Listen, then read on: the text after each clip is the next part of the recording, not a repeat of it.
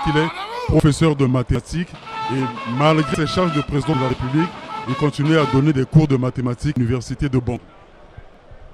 Oui, vous avez donc rappelé son investiture au stade de 20 000 places, contrairement à celui-ci qui compte 60 000 places. L'occasion également de rappeler que la relation entre la République centrafricaine et la République du Congo est caractérisée par une proximité géographique, historique et une diplomatie forte. Voilà donc le président Paul Kagame du Rwanda, qui est d'ailleurs le premier à atterrir à Brazzaville par l'aéroport international Maya Maya.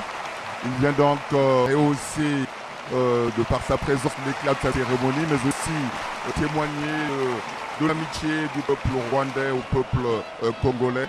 Entre le Congo et le Rwanda, c'est une opération qui a été scellée en 1976 et qui a été dynamisée en 2010 et qui concerne plusieurs secteurs, notamment le secteur agricole, le secteur des mines, le secteur de l'industrie. Et Paul Kagame est arrivé pour la dernière fois au Congo en 2022.